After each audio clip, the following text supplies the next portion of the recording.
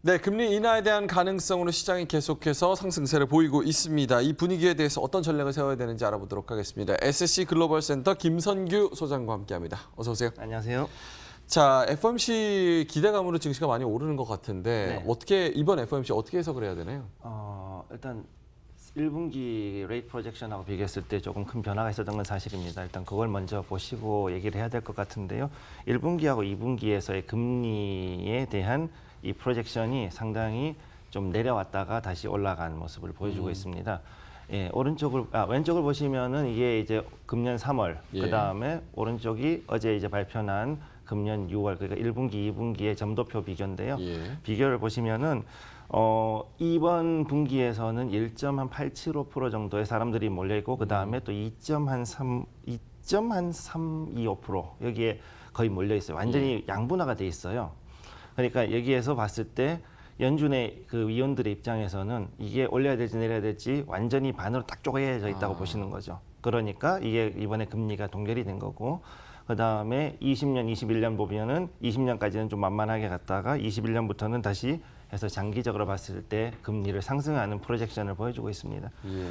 네, 이걸로 봤을 때는 제가 보는 입장에서는 미국이 한 2020년까지는 예. 우선 좀 금리를 약간은 완화를 해줬다가 결국은 지금은 그 너무나 오랫동안 제로 금리를 통해 가지고 달러가 많이 풀렸기 때문에 이거에 대해서 테이퍼링을 곧 들어가지 않을까라는 게 이제 제 의견입니다. 예. 그래서 결국 장기적으로 올라간다는 거죠, 금리는. 말씀하셨다시피 금리 인하에 대해서 사실은 이제 무역 전쟁 그리고 세계 경기의 불확실성 때문에 선제적으로 내린다는 느낌이 굉장히 강하고 사실은 펀더멘털 자체는 그렇게 이 금리 인하까지 갈 정도로는 나쁘지 않다 이런 것들이 또 전문가들의 분석이 나와 있거든요. 네, 맞습니다. 여기에 대해서 어떻게 생각하십니까? 예, 저도 그 결론부터 얘기하면은 그거에 저도 동의를 하는 게 우선은 이 트럼프 행정부가 들어오고 나서 사실 미국 경제가 좀 이전보다는 상당히 오버페이스로 성장을 크게 했던 게 사실이잖아요. 그러다 보니까 지금 이 모습은 무역 분쟁 이외에도 사실은 그동안에 그 굉장히 숨차게 달려왔던 미국 경제가 조금은 이제 뭐라 그럴까 숨고르기를 하는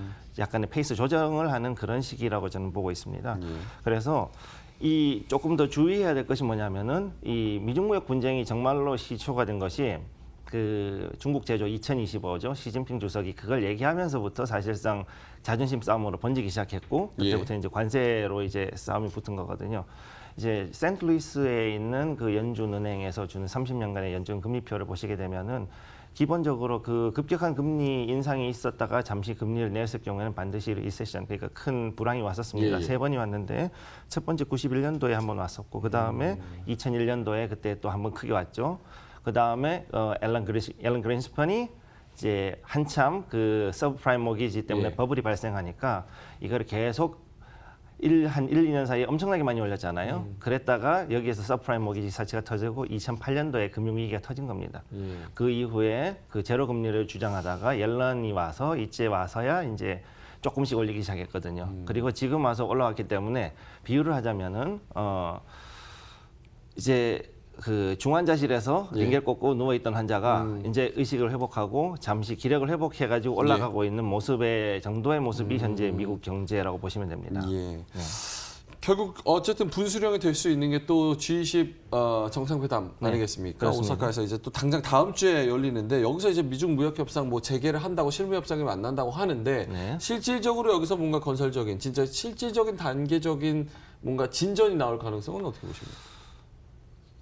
제가 이틀 전에 잠깐 나와가지고 말씀드렸지만 지금도 역시 저는 비관적으로 보고 있습니다. 일단 그 부분이 제일 어려운 게 그 연장 합의해서 한다 그러고서 굉장히 뭐 거창하게 얘기를 했지만 이게 그렇게 될 수가 없거든요. 이 지금 자존심 싸움이 되게 크게 간 데다가 그다음 두 번째 문제가 뭐냐면 어제 이틀 전에 말씀드렸던 지적재산권 문제. 두 번째가 이제 특히 더 문제가 되는 게 뭐냐면은 그 미 국방성에 대한 그 해킹에 의해 가지고 중국이 미국의 군사 기술을 상당히 빼돌린 게 많아요. 그러다 보니까 이거에 대해서도 지금 미국이 화가 많이 나 있거든요. 이런 부분에 대해서도 정확하게 사과하고 이거에 대해서 앞으로 일어나지 않도록 만들지 않으면은 이게 그렇게 쉽게 끝날 사항은 아니라고 생각합니다.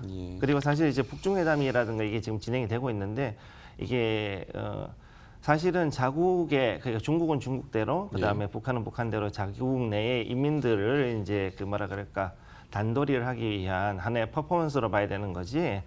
이 외부에다가 어떻게 보여줘서 이렇게 잘한다 뭐 이런 부분은 아닌 거로 저는 생각하고 있습니다. 예. 네. 그러면 G20 정상회담에서 우리가 원하는 결과가 나오지 않을 경우, 그러니까 결렬의 결과가 나올 경우에는 네. 어떤 영향, 좀 어떤 악영향을 예상할 수 있을까요? 뭐 단기적으로 그냥 잠깐 시장이 흔들리는 정도이지 큰 적은 없을 거고 어차피 이게 장기로 갈 거라는 전망을 가진 사람들도 이제는 예. 상당수가 있을 거라고 보고요. 이게 원래는 이제 원래 이게 말은 무역 전쟁인데 사실은 이틀 전에 말씀드렸듯이 통신하고 그다음에 1대1로 같은 이런 예, 거에 대한 예. 패권에 대한 싸움이기 때문에 이거에 대해서는 미국이 절대 물러설 생각은 없죠. 예. 예, 그래서 서서히 이제 지금은 미국 내에 굉장히 많은 저가 제품들이 중국제가 들어가 있잖아요. 예, 예. 중국산인데 이것들이 서서히 인도 차이나 쪽으로 가가지고 뭐 이미 조짐은 보이고 있습니다만 예, 예. 베트남이라든가 파키스탄, 뭐 인도, 방글라데시 이런 데에서 또 이제 또 많은 공장들이 가고 중국에서 이전해가지고 예. 그 중국에 대한 의존은 자꾸 줄어들 거로 보는 거죠.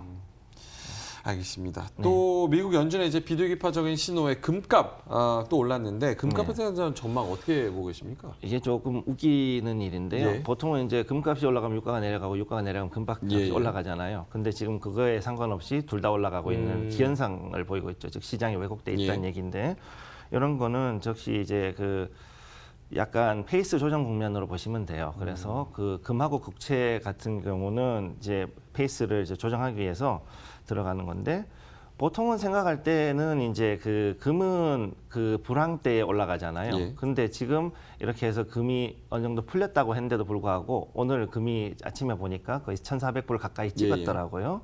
그러면은 이거는 사실상은 안 맞는 거예요. 또 다른 게 재밌는 게 여기 보시면 2018년도 8월에 저점을 한번 찍었지 않습니까? 예. 그리고 6월에서부터 9월까지 해가지고 그때는 무슨 일이 있었냐면 미중 무역 협상과 무역 분쟁이 있어가지고 예. 그때 당시에는 이제 관세를 서로 부과하고서 한참 긴장이 고조되는 시기였는데 그러면 금값이 올라가야 되잖아요, 상대적으로. 그런데도 불구하고 금값은 오히려 저점을 찍었다는 거죠.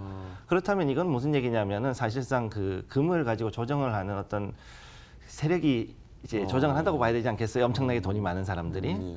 그렇기 때문에 지금 그래서 이건 기술적 분석으로 접근을 해야 되고 기술적 분석으로 봤을 때는 지금 이제 한 3번 정도 3천장 이제 찍어 가잖아요. 그러면은 이렇게 올라갔을 때는 단기적인 급락이 나올 수 있다고 보니까 저는 조금 조심해야 된다고 보고 있습니다. 현재 많이 올라와 있는 상태다 네, 이렇게 좀 그래서- 주의를 주셨습니다. 네, 그래서 제가 이틀 전에도 금은 추천하지 않는다고 예. 말씀드린 게 그 이유입니다. 알겠습니다. 네. 자, 그러면은 오늘 국제유가 또 5% 넘게 또 튀었잖아요. 네네. 국제유가에 대해서 그리고 환율에 대해서 좀 전망 좀 주세요. 네, 일단 환율은 한 지금 1,160원에서 80원대 정도를 아마 왔다 갔다 하면서 거의 그 박스권 내에서 갈 거로 보는데 잠시 뭐 하반기 정도 이벤트 한번 터지면은 그러면 한 1,200원 선까지는 잠깐 찍지 않을까 저는 일단 그렇게 보고 있거든요. 예. 그게 이제 어떤 원유가 어떤 국제 주로 우리나라보다는 외부의 효크에 인해 가지고 그런 일이 일어날 확률이 크다고 보고 있고요. 유가의 경우는 사실은 이제 연준이 지금 금리를 동결했잖아요. 그러니까 단기적으로는 오히려 지금은 올라가 있지만은 하락할 가능성이 높아요. 오히려. 네. 알겠습니다. 예. 자, 그러면 향후 이제 미국 금리 인하에 따른 투자 전략 네. 어떻게 세워야 될까요? 미국을 제외하고 다른 나라들은 전체적으로 다 금리 인하를 단행했기 때문에 예. 사실상 이건 뭐냐면은 인플레이션을 즉 통화를 많이 발행시켜가지고 경기 부양을 하려고 그러는 거니까 그러면 상품 선물은 일시적으로는 조금 들어가는 거를 주의를 하셔야 된다고 봐요. 약간의 투기성 자금들이 들어올 수 있기 때문에 주의하셔야 되고 저평가되어 있는 실물 자산 위주로 들어가셔야 됩니다. 그래서 전 세계적으로 일단 부동산이라든가 이런 것들은 가치가 더 올라갈 걸로 보고 그다음에 국내 같은 경우는 이제 저평가된 대형주 특히 이제 뭐 증권주, 배당주 그다음에 개인적으로는 건설, 자동차, 조선, 에너지 이쪽을 추천을 하고요. 그다음에 해외 쪽으로는 이제 양대 거래소 나이맥스하고 그다음에 아멕스에서 거래하는 제약바이오라든가 에너지, 그다음 통신주 이걸 해야 되는데 특히 에너지 통신주는 이제 경기 부양을 위해 가지고 지금 대규모의 국책 사업이 들어가 있으니까 미국 내에서 이 주식들은 괜찮을 거라고 저는 보고 있습니다. 예, 알겠습니다. 지금까지 SC 글로벌 센터 김선규 소장과 함께했습니다. 오늘 말씀 감사합니다. 감사합니다. 자, 오늘 저희 글로벌랩이 준비한 내용은 여기까지입니다. 저희는 다음 주에 다시 새로운 정보로 찾아뵙겠습니다. 시청해주셔서 감사합니다.